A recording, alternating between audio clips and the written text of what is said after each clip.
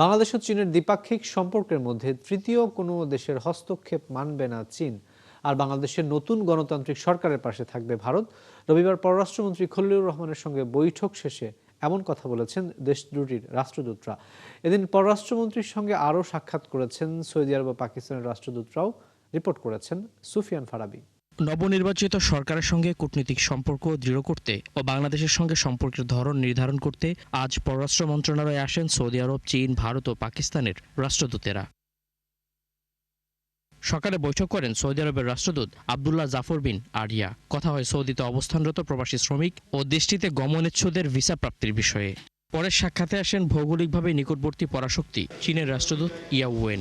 আঞ্চলিকতার বিষয়টি গুরুত্ব দিয়ে তিনি বলেন, বাংলাদেশ ও দক্ষিণ এশিয়ার দেশগুলোতে অন্যদের হস্তক্ষেপ ব্যর্থ হবে।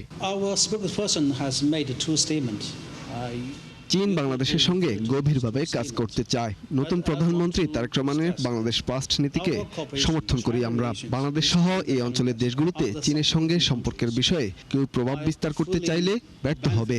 আমরা যে কোনো মুহূর্তে তিস্তা মহাপরিকল্পনা বাস্তবায়ন করতে প্রস্তুত।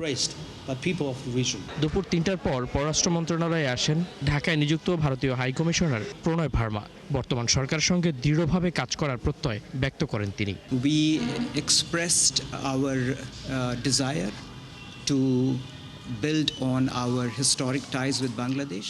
বাংলাদেশের নতুন সরকারের শপথের দিন আমাদের লোকসভার স্পিকার এসেছিলেন। আমরা সম্পর্ক জোরালো ও কার্যকর করতে সকল ধরনের সহযোগিতায় প্রস্তুত। গণতান্ত্রিক, প্রগতিশীলতা ও অন্তর্ভুক্তিমূলক বাংলাদেশের সঙ্গে গভীরভাবে কাজ করতে পারব। Democratic, progressive and inclusive Bangladesh.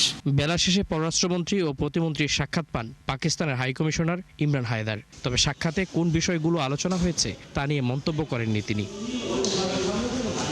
Sufian Farabi, ৭১, Dhaka.